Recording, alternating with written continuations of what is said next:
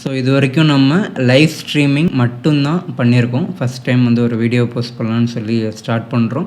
So ரெகுலராக நம்ம என்ன ஒர்க் பண்ணுறோமோ அது ரிலேட்டடாகவே ஸ்டார்ட் பண்ணலான்ற ஐடியா தான்.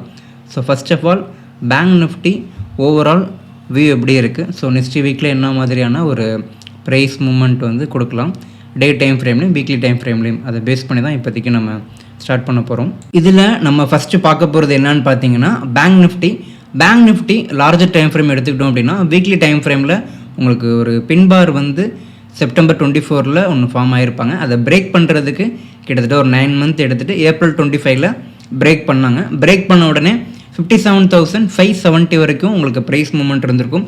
அதுக்கப்புறம் அங்கேருந்து ஒரு சின்ன கரெக்ஷன் ஒரு 2 மாதம் எடுத்துக்கிட்டு 53,600 to 54,200 ஜோனில் மறுபடியும் ஒரு ரிவர்சல் கேண்டில் சூப்பராக ஒன்று ஃபார்ம் ஆகிட்டு மறுபடியும் ஆல் டைம் ஹையை பிரேக் பண்ணி இப்போ வந்து உங்களுக்கு 60,000 வரைக்கும் வந்தாங்க. லாஸ்ட் ஒரு 1 மந்த்தாக பார்த்தீங்கன்னா ஒரு ஜோன்லேயே தான் ஒரு 4 கேண்டிலும் தொடர்ந்து மூவ் ஆன் ஆகிருப்பாங்க. ஸோ இப்போ வந்து பார்த்தீங்கன்னா விக்ஸ் வந்து 14 கிராஸ் பண்ணிருச்சு. இந்த வீக் வந்து ஒரு ஹியூஜாக ஒரு selling pressure global level market இருந்தனாலும் உங்களுக்கு பயங்கரமான ஒரு செல்லிங் இருந்திருக்கும். ஸோ ப்ரீவியஸ் டைமில் எங்கே வந்து ஒரு பிரேக் அவுட் ஆனாங்களோ ஸோ அந்த பாயிண்ட் வந்து 57,300 to 57,000 அந்த ஒரு பாயிண்ட் வந்து உங்களுக்கு ஒரு ஸ்ட்ராங் சப்போர்ட்டாக ஆக்ட் பண்ணுறதுக்கான ப்ராபபிலிட்டி நிறையவே இருக்குது. வீக்லி டைம் ஃப்ரேமில் ரொம்ப ரேர் சினோரியா தான் அந்த பாயிண்ட்டை பிரேக் பண்ணுறதுக்கு. இன்கேஸ் 57,200 300 அந்த ஜோனை பிரேக் பண்ணாங்க அப்படின்னா மறுபடியும் மார்க்கெட் வந்து 54,470 வரைக்கும் போகிறதுக்கான சான்சஸ் அதிகமாக இருக்குது. இது வீக்லி டைம் ஃப்ரேமில் பேங்க் நிஃப்டிக்கான லெவல். பேங்க் நிஃப்டி டே டைம் ஃப்ரேமில் எடுத்துக்கிட்டோம் அப்படின்னா லாஸ்ட் இயர் செப்டம்பர்லேருந்து உங்களுக்கு ஓவரால் மார்க்கெட் கிளியர் அப் ட்ரெண்டில் தான் இருந்தாங்க. ஒவ்வொரு வாட்டியும் ப்ரீவியஸிங் ஹையை பிரேக் பண்ணி கிளியராக மார்க்கெட் வந்து அப் ட்ரெண்ட்லேயே தான் மூவ் ஆகிட்டு இருந்தாங்க. அப்படி வரும்போது 58,640 கிட்ட ஒரு ஸ்ட்ராங் ரெசிஸ்டன்ஸாக ஆக்ட் பண்ணாங்க. ஸோ அதுக்கப்புறம் மறுபடியும் ஒரு 1 வீக் எடுத்துகிட்டு நவம்பரில் 57,000 நியர் 100 to 200 அந்த ஒரு ஜோனில் சின்ன ஒரு சப்போர்ட் எடுத்துகிட்டு மறுபடியும் 58,640 பிரேக் பண்ணதுக்கப்புறம் 59,900 அதுக்கப்புறம் 60,000. ஸோ உங்களுக்கு நவம்பர்லேருந்து ஒரு மார்ச் வரைக்கும் பார்த்தீங்கன்னா ஒரு ஜோன்லேயே தான் இருந்திருப்பாங்க. 58,640 to 59,960 ஜோன்லேயே தான் இருந்திருப்பாங்க. ஸோ இப்போ இந்த ஒரு எஃப்ஐஐ கிளியராக செல்லிங்லையும் ஓவரால் குளோபல் லெவல் மார்க்கெட்டில் நல்ல ஒரு கரெக்ஷன்லையும் இருக்கிறனால உங்களுக்கு மார்க்கெட் வந்து இப்போதைக்கு 58,640 டே டைம் ஃப்ரேமில் பிரேக் பண்ண மாதிரி இருக்கும். ஆனால் உங்களுக்கு வெனஸ்டே லோவை பிரேக் பண்ணி ஒரு க்ளோசிங் கொடுக்கல.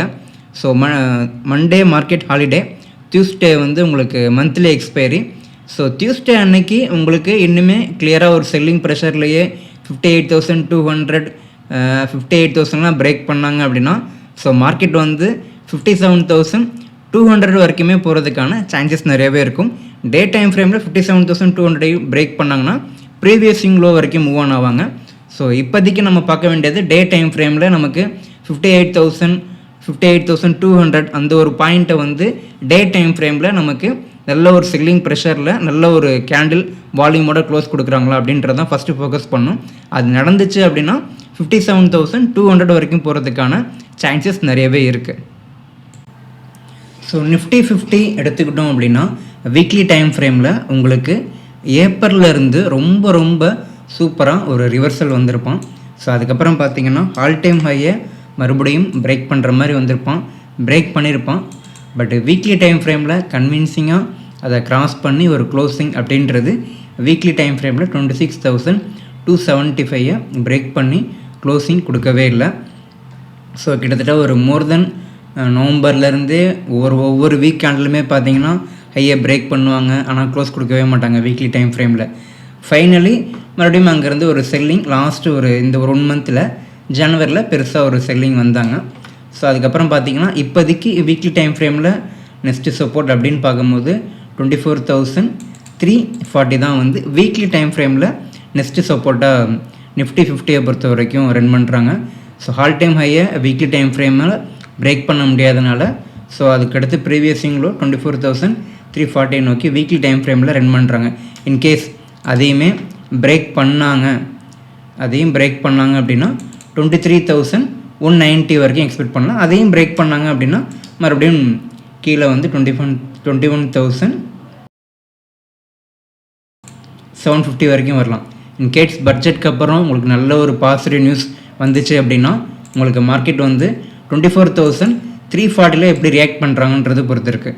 இங்கே ரிவர்சல் கேண்டில் சூப்பராக ஃபார்ம் ஆனாங்கன்னா 26,275 வீக் ஆல் டைம் ஹை, மறுபடியும் வீக்லி டைம் ஃப்ரேமில் பிரேக் பண்ணாங்கன்னா ரொம்ப சூப்பராக மூவ் ஆனாகலாம். இன்கேஸ் 24,340 வீக்லி டைம் ஃப்ரேமில் பிரேக் பண்ணாங்கன்னா 23,190 வரைக்கும் போகிறதுக்கான சான்சஸ் இருக்கும். நிஃப்டி 50யும் டே டைம் ஃப்ரேமில் எடுத்துக்கிட்டோம் அப்படின்னா உங்களுக்கு ஆகஸ்ட் மந்த்லேருந்து லாஸ்ட் இயர் ஆகஸ்ட் ஏப்ரல்லேருந்தே வந்து பார்த்திங்கன்னா நல்ல ஒரு புல்லிஷ் ரிவர்ஸ் பண்ணியிருப்பாங்க. அங்கேருந்தே வந்து பார்த்திங்கன்னா ஓவரால் மார்க்கெட் கிளியராக அப் ட்ரெண்டில் தான் இருந்தாங்க. அதுக்கப்புறம் ரொம்ப நாளாக கிட்டத்தட்ட உங்களுக்கு லாஸ்ட்டு இயர் மே மந்த்லேருந்து ஆகஸ்ட் வரைக்குமே 24,320 to 370 அந்த ஒரு சப்போர்ட் லைன் ரொம்ப ஸ்ட்ராங்காக ஆக்டிவேட் பண்ணாங்க. கிட்டத்தட்ட பார்த்திங்கன்னா ஒரு 3 or 4 டைம் வந்து பேக் டு பேக் அந்த ஒரு 320 to 370 அந்த பாயிண்டில் டே டைம் ஃப்ரேமில் ரொம்ப ஸ்ட்ராங்காக ஒரு சப்போர்ட் எடுத்து ரிவர்ஸ் ஆனாங்க. அதுக்கப்புறம் மார்க்கெட் பொறுமையாக ஹால் டைமையும் பிரேக் பண்ணி ரன் பண்ணாங்க. அதுக்கப்புறம் கிளியராக எந்த வியூவும் இல்லை. இங்கே ஒரு ட்ரெண்ட் லைன் மட்டும் இருந்துச்சு, சின்ன ஒரு சப்போர்ட் லைன். அதை வந்து எப்போ பிரேக் பண்ணாங்க அப்படின்னா இந்த மந்த் தான் பிரேக் பண்ணாங்க, 8th January. ஸோ அதை பிரேக் பண்ணதுக்கப்புறமே வந்து பார்த்திங்கன்னா மார்க்கெட் மறுபடியும் 24,370 வரைக்குமே வரலாம் அப்படின்ற மாதிரி தான் இருக்காங்க. ஸோ இடையில வெனஸ்டே வந்து ஒரு டோஜி கேண்டில் ஃபார்ம் பண்ணாங்க. So 24,910 to 24,310. ஸோ அந்த ஒரு பாயிண்ட்டுக்குள்ளே தான் வந்து எக்ஸ்பைரி அன்னைக்கு எங்கே க்ளோஸ் கொடுக்குறாங்கன்றது பேஸ் பண்ணியிருக்கு. இப்போ நல்ல ஒரு பேரிஷ் கேண்டில் 24,910 கிராஸ் பண்ணி க்ளோஸ் கொடுத்தாங்க அப்படின்னா 24,370 வரைக்குமே மார்க்கெட் போகிறதுக்கான சான்சஸ் இருக்கும். பட்ஜெட்குள்ளே இது பண்ணிட்டாங்க அப்படின்னா பட்ஜெட் அன்னைக்கு நல்ல ஒரு பாசிட்டிவ் நியூஸ் இருந்துச்சு அப்படின்னா மார்க்கெட் மறுபடியும் பொறுமையாக மேலே மூவ் ஆன் ஆகிறதுக்கான சான்சஸ் இருக்கும். இதுதான் வந்து பார்த்திங்க அப்படின்னா நிஃப்டி 50 டே டைம் ஃப்ரேமில் வியூ. வீக்லி டைம் ஃப்ரேம் ரொம்ப சூப்பராக இருக்குது. டே டைம் ஃப்ரேமில் அந்தளவுக்கு கிளியராக இல்லை. இப்போதைக்கு நமக்கு ரீசெண்டாக ஒரு டோஜி கேண்டில் அதை மட்டுமே வச்சு என்னான்றது ஃபாலோ பண்ணிக்கலாம். அப்கமிங்கில் நியூஸ் இம்பேக்ட்டுமே இருக்குது, பட்ஜெட் இருக்கனால என்னான்றது பொறுமையாக பார்ப்போம். நிஃப்டி 50 பேங்க் நிஃப்டிக்கான அப்கமிங் வீக் அண்ட் அப்கமிங் மந்த்துக்கான வியூவை கூட நம்ம இதை கன்சிடர் பண்ணலாம். ஏன்னா நம்ம வந்து லார்ஜர் டைம் ஃப்ரேமில் தான் இதை எடுத்திருக்கோம். ஸோ முன்னாடியே மென்ஷன் பண்ண மாதிரி இதுதான் ஃபஸ்ட்டு வீடியோ. கண்டிப்பாக சில எரர் மிஸ்டேக்லாம் கண்டிப்பாக இருக்கும். ஸோ அப்கமிங்கில் ஒவ்வொரு வீடியோவும் நம்ம சரி பண்ணி பெஸ்ட்டாக வீடியோ ப்ரொடியூஸ் பண்ணுவோம் நம்புகிறோம். So thank you everyone.